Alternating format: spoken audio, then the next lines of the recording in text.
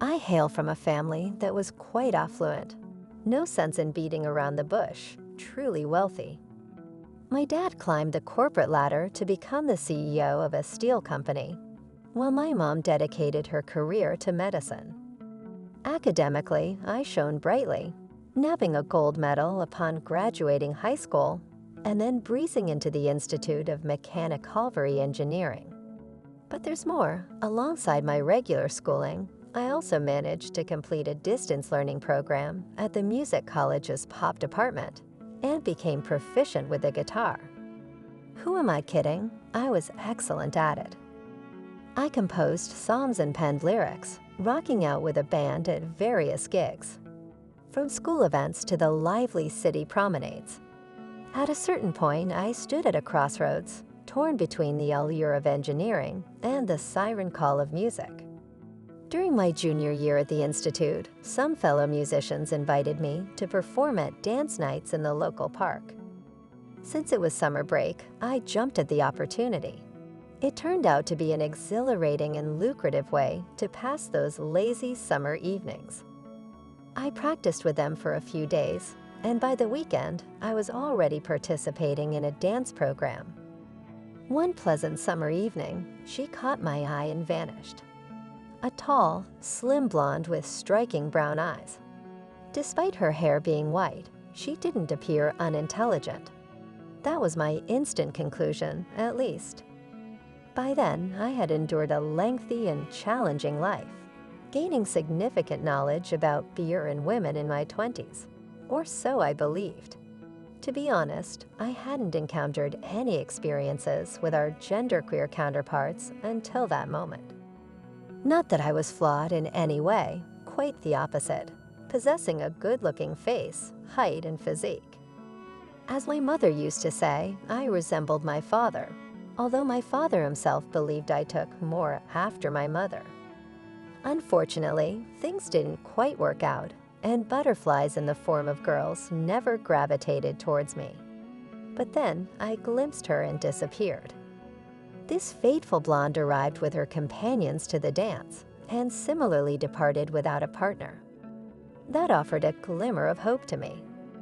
However, while I wallowed in self-pity, my colleague in the ensemble, Dima, who was a mere 1.5 meters tall, effortlessly asked this beauty to dance.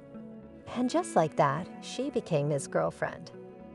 Now I find it comical, but then it was an absolute tragedy for me. The summer swiftly passed, and classes recommenced at the Institute. One day, my friend Dima arrived at a rehearsal with that very girl in tow. "Natasha," he exclaimed, presenting her to the group.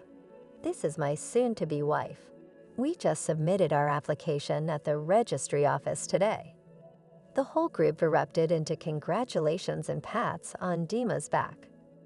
Natasha herself became so shy and blushed so deeply that I couldn't bear it any longer, and I excused myself, leaving the rehearsal room. Then the dancing commenced. Dima and Natasha only danced slow songs, with him never straying from her side. I played solely for her, pouring my heart into each note. The evening was drawing to a close, and we saved the final dance for my request. Harry Moore's soulful ballad, "Still Got the Blues." I don't believe I have ever played with such passion before or since. My guitar wailed, groaned, and sang with an ache for my beloved, and it seemed as if Natasha sensed something too. Behind her bow's shoulder, she cast me a few glances. But just like that, everything fizzled out, taking my dreams down with it. Out of the blue, Natasha and Dima surprised me and a few others with an invite to celebrate the app's launch. The plan was to chill at Natasha's apartment. We hopped into a cab and headed to her neck of the woods, deep in the suburban sprawl.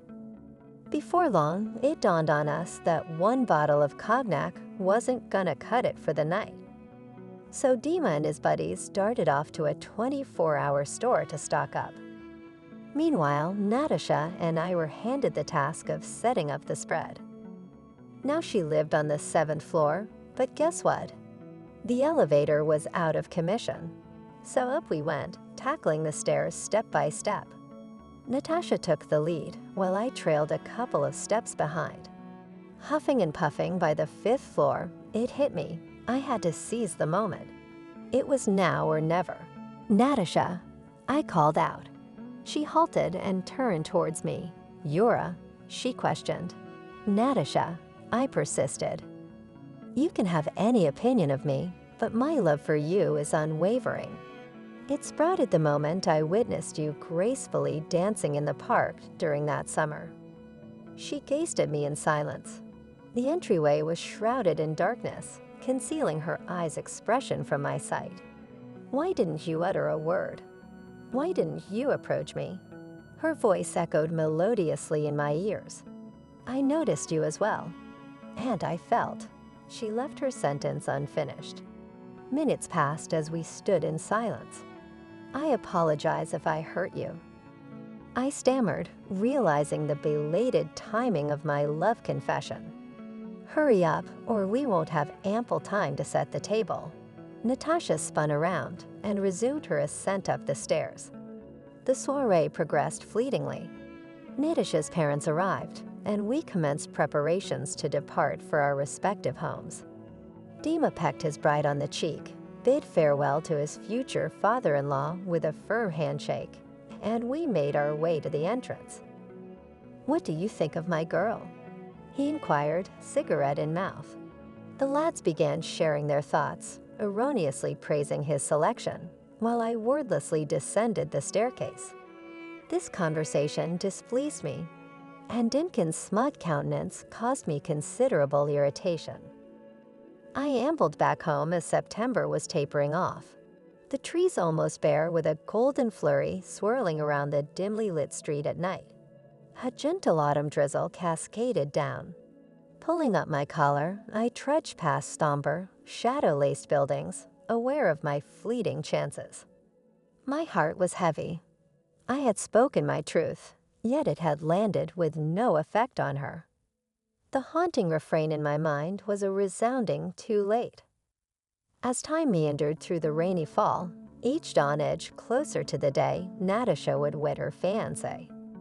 With the arrival of chilling November, the globe's forward thinkers were gearing up to mark another year since the Great October Socialist Revolution. Dinka rounded up the crew for a trendy outdoor barbecue, with kebabs grilling over flames. Natasha and her friend were expected to join. I opted out, pleading prior commitments. However, on the festive day, I made a spur-of-the-moment decision. I found myself outside Natasha's door, asking her out to dinner. Anticipating her refusal, her acceptance nearly sent me over the moon with joy. We caught a taxi at 6, and by 7:30, we were seated in the restaurant, the night unexpectedly ours. The restaurant entrance was teeming with a throng of people, no available seats in sight. Thanks to the holiday frenzy, every table in the joint had been snatched up. It was an absolute nightmare. Natasha glanced at me, her eyes questioning. Should we just call it a day? "Hold on a sec," I exclaimed, dashing towards the nearest payphone. With trembling fingers, I dialed my home number, hoping my father would be the one to pick up. As luck would have it, he answered on the other end. "Dad, I need your help. My girlfriend and I are desperate to make it to the restaurant," I pleaded, the urgency evident in my voice. My father must have sensed the desperation in my tone, for he cut straight to the chase and asked which restaurant we were aiming for. 15 minutes later, a receptionist approached us, leaving the doorman in utter shock as she sweetly beckoned us inside. Natasha cast a bewildered glance my way, but remained silent. The evening unfolded magnificently. We twirled on the dance floor and savored glasses of exquisite Soviet champagne. Eventually, when the festivities came to an end, I accompanied Natasha home in a taxi, cherishing every moment. Once more, we ascended to the 7th floor, and amidst the 5th and 6th floors, I bestowed upon her my inaugural kiss. She, in turn, reciprocated, and we embraced for an extended duration, unafraid of prying eyes. And then she beckoned me to her chamber, a room of her own, concealed discreetly so as not to arouse her slumbering progenitors. We delved into ceaseless kisses once again, and it was in that moment she uttered a cryptic phrase: "What is destined shall not pass." Oh, how I wondered what she meant by such enigmatic words. Subsequently, she began to disrobe. And then, well, everything unfolded as it did. Day broke, and I clandestinely departed, careful not to awaken her parental figures. However, my own guardians remained vigilant, awaiting my return throughout the night. Yet, as they say, punishment does not befall the undeserving, and my mother was the first to succumb. Forgiveness was granted, and they even offered me a cup of coffee. But my thoughts, they lingered there with my cherished one, undeniably tethered to my being. Hence, an hour later, I found myself gravitating back to her abode. Her father, opening the door, greeted me. With utmost courtesy, I bid him hello and inquired about Natasha's whereabouts. With a wave of his hand, he directed my attention towards the kitchen, yet invited me to partake in the splendors of the hall. Currently preoccupied, he shared, let us refrain from disturbing her. I dutifully took a seat on the couch.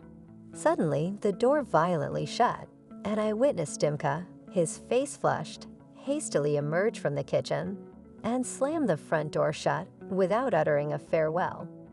Following closely behind was Natasha, her eyes swollen and teary. Ah, I comprehend. A confrontation with her failed fiancé. Daima was deeply distraught, making numerous attempts to win Natasha back, even trying to reason with me. Alas, he was unsuccessful. 6 months later, Natasha and I tied the knot. It was a magnificent wedding. My parents spared no expense for their only son. A grand procession, the finest restaurant, and a multitude of guests. I must note that Natasha only discovered that my father held the esteemed position of general director on the eve of our nuptials. We moved in with my parents. We had ample space in a spacious 4-room apartment. After 9 months, our son Igor came into the world. However, the challenges of everyday life did not wear us down. Our love for each other remained steadfast, and as the years went by, it only grew stronger. I completed my studies at the Institute before embarking on military service, while Natasha had to put her medical studies on hold to accompany me along with our son. 8 years of moving from one military base to another passed, and during this time, our family welcomed a daughter. A year later, the Soviet Union crumbled, and with it, the collapse of the Soviet Army. I resigned, and we returned home. My father extended an offer for me to work at the factory, while Natasha devoted herself to taking care of our children. Igor was old enough to start school, but little Sveta remained under her mother's loving care. With the support of my parents, we were able to purchase our own apartment. Life was good within our family, and neither Natasha nor I ever gave any cause for doubt regarding our commitment to each other. Although my love for my wife still remained, it had somewhat waned in intensity. Life continued its normal course until one day, I attended a birthday party without Natasha. Sveta was unwell, so I went alone. The specific host of the party escapes my memory, but it mattered not. In the midst of the evening, when the dancing grew monotonous, I was requested to serenade the gathering with a guitar. There I stood, a comely young man with a mellifluous voice, captivating the hearts of impressionable women. I was a sensation. The crowd succumbed to my allure, and one audacious woman wasted no time, whisking me away to her abode for a clandestine tryst. The next morning, I awoke while she still slumbered, quickly contemplating an excuse as I made my hasty journey back home. Perhaps I would declare that excessive alcohol consumption led me to spend the night at a friend's abode. Since I had yet to acquire cell phone service, this ruse actually worked.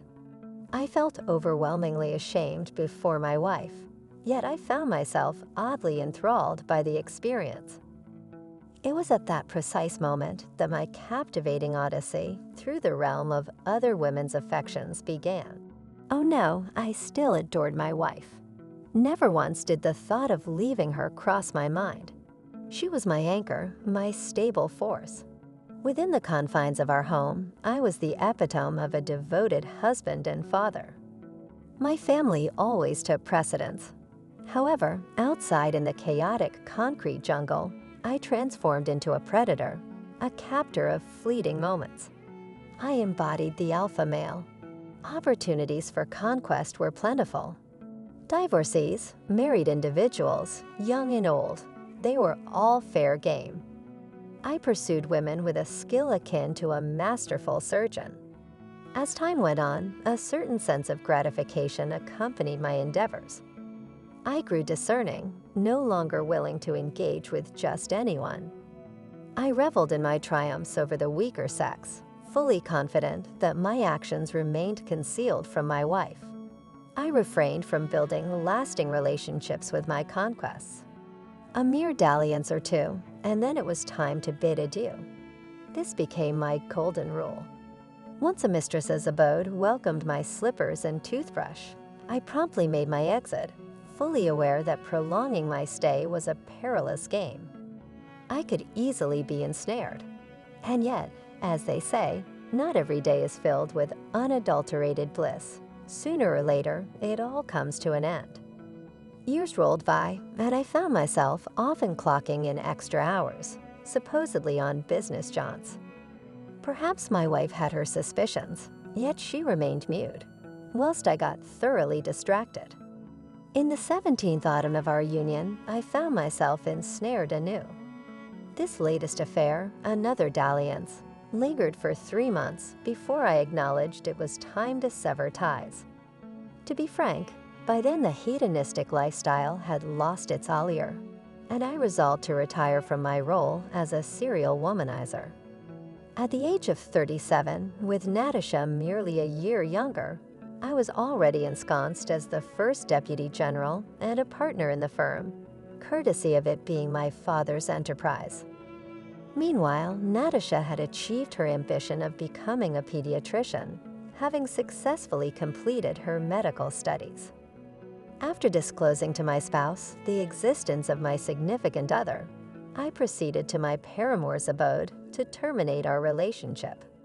As fortune would have it, she and I were indulging in a leisurely smoke in the kitchen when the abrupt sound of the doorbell filled the air, signaling the arrival of my wife at her doorstep.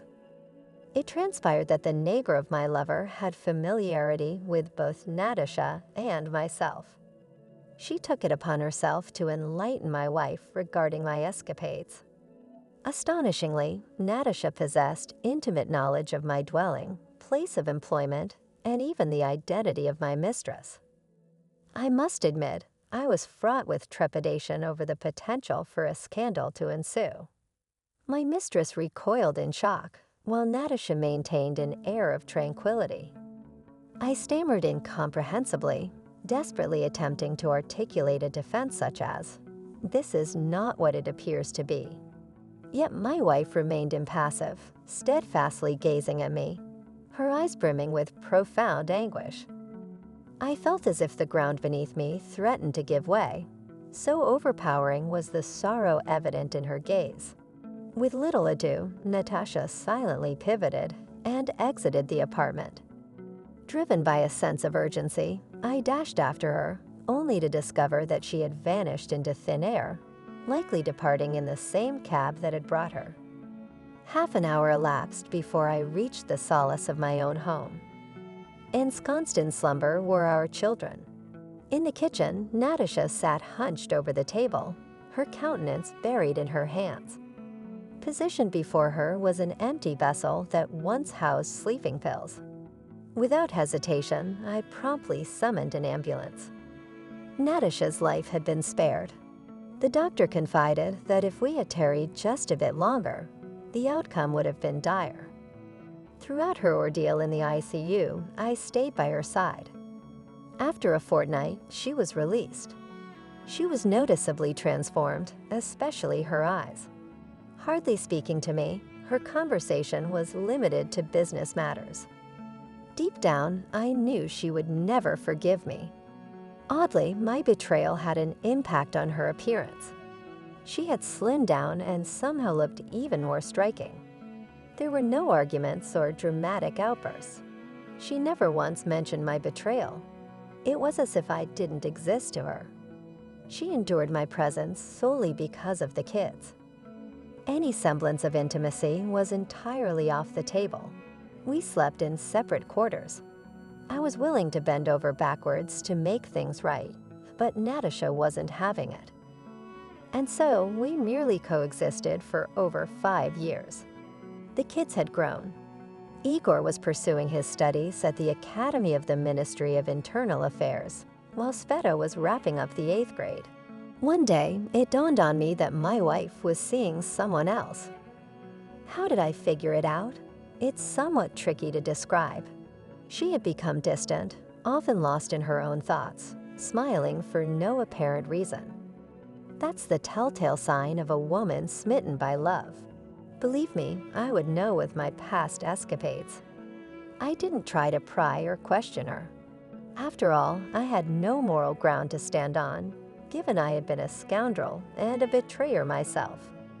So I simply waited in trepidation for the day she would ultimately leave me for someone else. And that day eventually came. One evening, Natasha told me she needed me to stay late at work the next day so she could gather her belongings without me around.